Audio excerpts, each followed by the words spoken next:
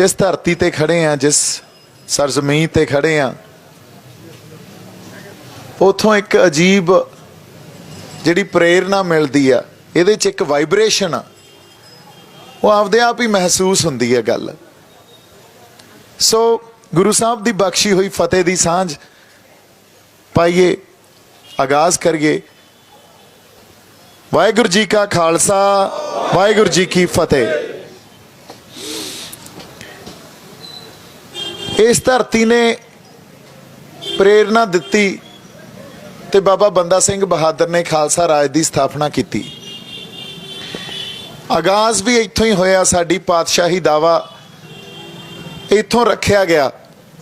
इत्थों उस पातशाही दावे ने एक जिहड़ी उहदी नींह या फाउंडेशन इत्थों बनी। उदों बाद 18वीं सदी च बाबा बंदा सिंह बहादुर की रियासत तो बाद 18वीं सदी च जाने आपां, जदों फिर असी संघर्ष कर रहे सी, पछाण दा, होंद दा सिरां दे मुੱਲ पई जांदे सी, नेजियां ते टंगे गए सिर, मीर मन्नू तो लैके मसे रंगड़ तो लैके होर बथेरा जुल्म किया गया, अफगानियां ने, दुरानियां ने, मुगलों ने, पर कौम नहीं डोली। उस वेले कौम दे महान जरनैल जिहड़ी गुलाम मानसिकता, देखो जिहड़ियां रियासतां हुंदियां हमेशा ही रियासतां दी एक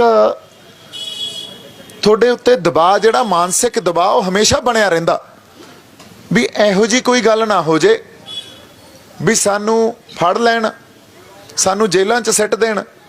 उस वेले तां फिर मारन लगे भी मिंट लाउंदे हुंदे सी, अज किसे होर ढंग नाल मारदे आ। ये दबाव हमेशा एक मानसिक दबाव बनिया रहिंदा और कौम आपदी होंद दा, आपदी पछाण दा संघर्ष लड़ रही होवे ते मानसिक दबाव नाल नाल चल रहा, इहनूं समझण दी कोशिश करिए। तो साडे 18वीं सदी दे जरनैलां ने अज जिहड़े आपां घर छत्ती बैठे आ, उदों भी उन्हां दे घर हुंदे सी, जमीन जायदादां सब सी। 18वीं सदी दे जरनैलां ने ये गल सोची भी इस गुलाम माहौल च रह के असी सही कोई कौम नूं सेध नहीं दे पा रहे, जंगलों च चलो, एक आज़ाद माहौल च जाके लड़ाई लड़ी जाए, जिथे अगले फैसले उस आज़ादी तो प्रभावित होकर ले जान, ना कि ये गल सोच के भी इस हकूमत ने, इस रियासत ने सानू तसीहे देने या सानू जेलों च डकना। जदों ये विजन जरनैलों कोले हुंदे आ ते जरनैल कौम दे बारे सोच रहे आ, उदों ही नींह रखी जाती आ। उस 18वीं सदी के संघर्ष ने नींह रखी भी महाराजा रणजीत सिंह दा खालसा राज होंद च आया। 40-50 साल कौम ने राज किया, राज करके ये दिखाता भी किस तरह एक भाईचारक सांझ नूं रखते हुए बिना कोई दंगे नहीं होए उस राज च।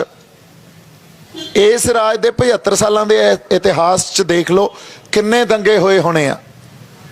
ते उस समय जदों अज दी तरह की कोई एजुकेशन नहीं सी, अज दे तरह के एजुकेशनल इंस्टीट्यूट्स नहीं सी, कोई आधुनिकता नहीं सी, उस समय 40 तो 50 सालों के राज च कोई दंगा नहीं, कोई फांसी नहीं, किसे धी भैन की विपत्ति नहीं हुंदी सी, महफूज रखे जाते सी। पर अज जिहड़े आपां समाज च खड़े आ, जदों साडे कोलों साडा राज गया, उस बाद एक लंबी 150 साल की गुलामी साडे गलां च पई, जिन्हों करदे प्रतख रूप च असीं समझिया ही नहीं। उहदी पहली समझ उदों आई जदों संत जरनैल सिंह भिंडरां वालियां ने ये गल कौम नूं समझाई भी असीं गुलाम आ। जे संतां दी शहादत महता चौंक होई हुंदी तां भी साडे ओह ਸਤਿਕਾਰਯੋਗ ਤੇ ਮਹਾਨ ਸ਼ਹੀਦ ਹੋਣੇ ਸੀ। ਪਰ ਜੇ ਉਹੀ ਸ਼ਹਾਦਤ ਅਕਾਲ ਤਖਤ ਸਾਹਿਬ ਤੇ ਹੋਈ ਤੇ ਹਕੂਮਤ ਨੇ ਟੈਂਕ ਚੜਾਏ ਸਾਡੇ ਸਭ ਤੋਂ ਮੁਕੱਦਸ ਸਥਾਨ ਤੇ, ਇਹ ਗੱਲ ਪ੍ਰਤੱਖ ਰੂਪ 'ਚ ਸਾਡੇ ਸਮਝ ਆ ਗਈ ਵੀ ਜੇ ਇੱਥੋਂ ਤੱਕ ਜਾ ਸਕਦੇ ਆ ਫਿਰ ਇਹ ਕਿਸੇ ਵੀ ਹੱਦ ਤੱਕ ਜਾ ਸਕਦੇ ਆ। ਹੁਣ ਉਸ ਵੇਲੇ ਤੱਕ ਸੰਤ ਆਪ ਦਮਦਮੀ ਟਕਸਾਲ ਦੇ ਮੁਖੀ ਸੀ ਤੇ ਟਕਸਾਲ ਦੀ ਇੱਕ ਪਰੰਪਰਾ ਸੀ ਵੀ ਜਦੋਂ ਵੀ ਕੋਈ ਮੁਖੀ ਜਾਂਦਾ ਜਾਂ ਅਕਾਲ ਚਲਾਣਾ ਕਰਦੇ ਆ ਅਗਲਾ ਮੁਖੀ ਥਾਪ ਜਾਂਦੇ ਆ। ਸੰਤਾਂ ਨੇ ਅਗਲਾ ਮੁਖੀ ਵੀ ਨਹੀਂ ਥਾਪਿਆ। ਇਹਦੇ ਪਿੱਛੇ ਕਾਰਨ ਸੀ, ਇਹਦੇ ਪਿੱਛੇ ਇੱਕ ਬਹੁਤ ਵੱਡਾ ਕਾਰਨ ਇਹ ਸੀ ਕਿਉਂਕਿ ਇਹ ਗੱਲ ਸੰਤਾਂ ਨੂੰ ਸਮਝ ਆ ਚੁੱਕੀ ਸੀ ਵੀ ਜਿਹੜੀ ਲੜਾਈ ਆ ਉਹ ਸਾਡੀਆਂ ਸੰਸਥਾਵਾਂ ਦੀ ਜਾਂ ਸਾਡੀਆਂ ਆਰਗੇਨਾਈਜੇਸ਼ਨਸ ਦੀ ਜਾਂ ਪਾਰਟੀਆਂ ਦੀ ਜਾਂ ਟਕਸਾਲਾਂ ਦੀ ਲੜਾਈ ਨਹੀਂ ਹੈ। ਲੜਾਈ ਇਹ ਤੋਂ ਉੱਤੇ ਉੱਠ ਚੁੱਕੀ ਆ। ਹੁਣ ਤਾਂ ਸਾਰੀ ਕੌਮ ਨੂੰ ਇਕੱਠੇ ਹੋ ਕੇ ਲੜਾਈ ਲੜਨੀ ਪਊ। ਟਕਸਾਲਾਂ ਦਾ ਮੁਖੀ ਥਾਪ ਕੇ ਮੈਂ ਇੱਕ ਟਕਸਾਲ ਦੀ ਲੜਾਈ ਨਹੀਂ ਲੜ ਰਿਹਾ, ਇਹ ਤਾਂ ਕੌਮ ਨੂੰ ਲੜਾਈ ਲੜਨੀ ਪਊਗੀ। ਹੁਣ ਇਸੇ ਕਰਕੇ ਵਾਰ-ਵਾਰ ਕਹਿੰਦੇ ਰਹੇ ਇਹ ਗਲੋਂ ਲਾਉਣੀ ਪੈਣੀ ਆ ਸਾਨੂੰ, ਜਿਹੜੀ ਗੁਲਾਮੀ ਸਾਡੇ ਮਾਨਸਿਕ ਤੇ ਸਰੀਰਕ ਰੂਪ 'ਚ ਵੀ ਅਸੀਂ ਹੰਢਾ ਰਹੇ ਹਾਂ। ਕਿਉਂਕਿ ਜਦੋਂ ਜੀ ਕਰਦਾ ਸਾਡੇ ਤੇ ਕੇਸ ਪਾ ਦਿੰਦੇ ਆ, ਜਦੋਂ ਆਪਦੇ ਹੱਕ ਲੈਣ ਨਿਕਲਦੇ ਆ ਉਦੋਂ ਹੀ UAPA ਲੱਗਦਾ, ਜਦੋਂ ਆਪਦੀ ਕੌਮੀਅਤ ਦੀ ਗੱਲ ਕਰਦੇ ਆ ਉਦੋਂ ਹੀ UAPA ਲਾ ਦਿੰਦੇ ਆ, ਜੇਲ੍ਹਾਂ 'ਚ ਸਿੱਟ ਦਿੰਦੇ ਆ। ਸੋ ਇਹ ਗੁਲਾਮੀ ਦੀਆਂ ਨਿਸ਼ਾਨੀਆਂ ਹੁੰਦੀਆਂ ਜਿੱਥੇ ਤੁਸੀਂ ਆਪਦੇ ਹੱਕਾਂ ਦੀ ਗੱਲ ਨਹੀਂ ਕਰ ਸਕਦੇ, ਪਰ ਸਰਹੱਦਾਂ ਤੇ ਜਾ ਕੇ ਜੇ ਤੁਸੀਂ ਲੜੋਗੇ ਫਿਰ ਤੁਹਾਨੂੰ ਦੇਸ਼ ਭਗਤ ਕਹਿਣਗੇ, ਜੇ ਆਪਦੇ ਹੱਕਾਂ ਲਈ ਲੜੋਗੇ ਤਾਂ ਫਿਰ ਤੁਹਾਨੂੰ ਦੇਸ਼ ਧਰੋਹੀ ਕਹਿਣਗੇ। ਸੋ ਲੜਾਈ ਸਾਡੀਆਂ ਪਾਰਟੀਆਂ ਤੋਂ, ਸਾਡੀ ਆਰਗੇਨਾਈਜੇਸ਼ਨਸ ਤੋਂ, ਸਾਡੀਆਂ ਸੰਸਥਾਵਾਂ ਤੋਂ ਉੱਤੇ ਉੱਠ ਚੁੱਕੀ ਆ। ਕੌਮ ਨੂੰ ਲੜਾਈ ਇਕਜੁੱਟ ਹੋ ਕੇ ਲੜਨੀ ਪੈਣੀ ਆ। ਪਰ ਕਿੰਨੇ ਤਰ੍ਹਾਂ ਦੇ ਵਖਰੇਵੇਂ, ਕਿੰਨੀਆਂ ਪਾਰਟੀਆਂ, ਕਿੰਨੀਆਂ ਆਰਗੇਨਾਈਜੇਸ਼ਨਸ ਆਪਸ 'ਚ ਅਸੀਂ ਕਿੰਨੀਆਂ ਵੰਡਾਂ 'ਚ ਵੰਡੇ ਗਏ ਆ। ਜਦੋਂ ਤੱਕ ਇਹ ਗੱਲ ਸਾਡੇ ਸਮਝ ਨਹੀਂ ਆਊਗੀ ਉਦੋਂ ਤੱਕ ਅਸੀਂ ਇਸ ਤਰ੍ਹਾਂ ਹੀ ਖੁਆਰ ਹੁੰਦੇ ਰਹਾਂਗੇ।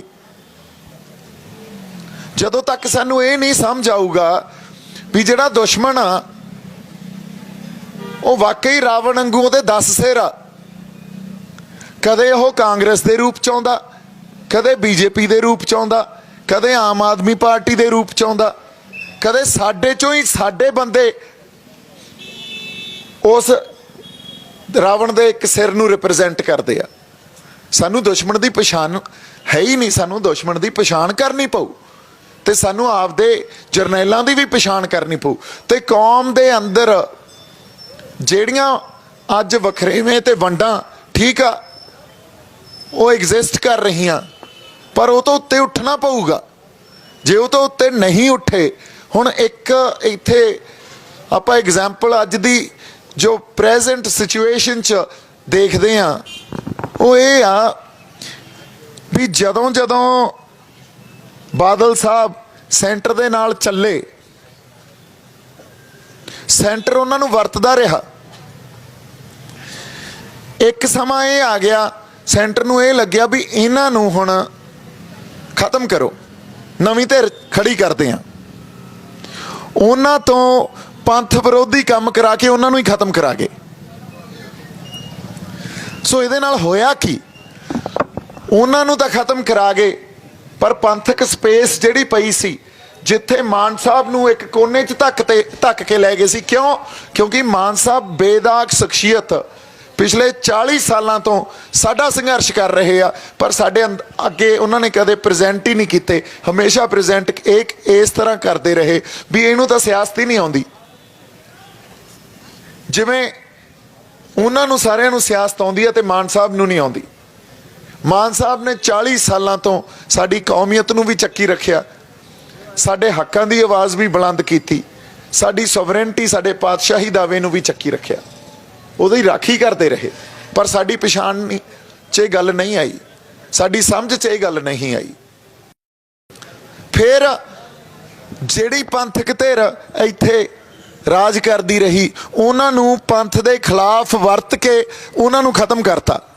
ਜੇ ਉਹ ਖਤਮ ਹੋਏ ਇਹਦਾ ਮਤਲਬ ਉਹ ਸਪੇਸ, ਉਹ ਜਗ੍ਹਾ ਖਾਲੀ ਹੋਈ ਤੇ ਅੱਜ ਉਹ ਜਗ੍ਹਾ ਜਿਹੜੀ ਖਾਲੀ ਹੋ ਗਈ ਆ ਉਹਨੂੰ ਕੋਈ ਪੰਥਕ ਧਿਰ ਭਰੂਗੀ ਜਾਂ ਸਰਕਾਰ ਦੀ ਕੋਈ ਧਿਰ ਭਰੂਗੀ। ਇਹ ਸਪੇਸ ਤਾਂ ਭਰੀ ਜਾਣੀ ਆ।